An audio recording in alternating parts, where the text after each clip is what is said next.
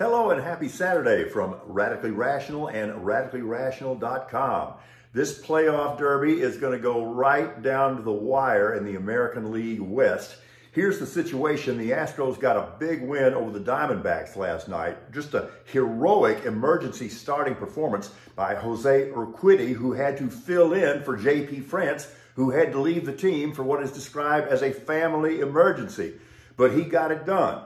So the Astros win the first game of that season-ending three-game series, and here's the situation right now. The Stros are a game behind the Rangers in the race for the American League West title, but they're a game ahead of the Mariners in trying to secure the third and final American League wild card. So game 2 tonight between the Astros and the Diamondbacks. Justin Verlander gets the ball for the Stros.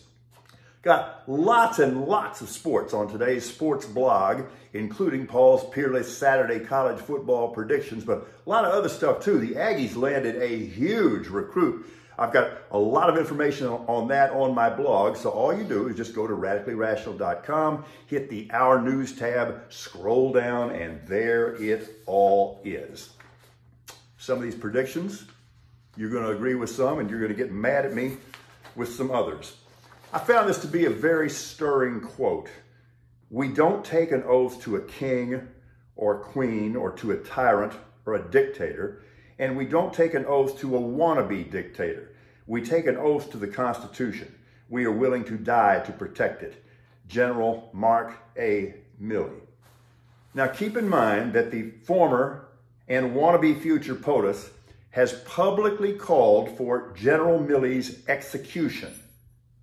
If that's not over the line, there is no line, and that's the point. Trump and his crazies have erased all of our American boundaries and norms, all in the name of Make America Great Again. This is not a call to greatness, it's a race to the bottom. It's a rejection and a repudiation of basic societal decency. It seems that no bar is too low for these limbo loonies.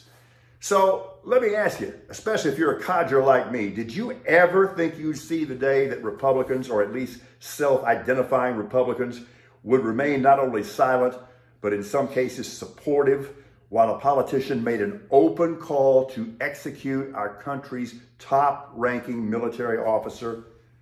This is the support the troops crowd, right? These are the law and order folks, right?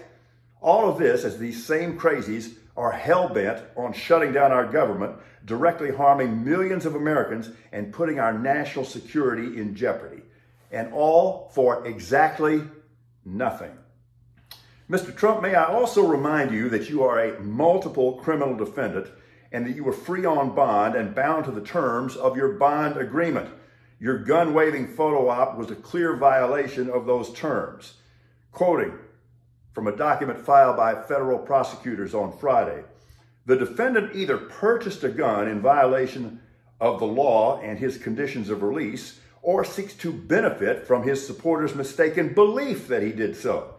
It would then be a separate federal crime, and thus in violation of the defendant's conditions of release for him to purchase a gun while this felony indictment is pending. I think we're leaving out one piece of the puzzle. Keep in mind that Trump reposted a video in which he claims to have purchased a gun. Other folks are walking that back, but he reposted that. That's a violation. That's a clear violation. So how about we lock you up? It would be totally justified. And I'm just going to kind of channel my inner wicked picket for just a moment as we approach the witching hour tonight. I'm gonna wait till the midnight hour. That's when these fools make our government come tumbling down. Shameless and shameful. Football. We are radically rational.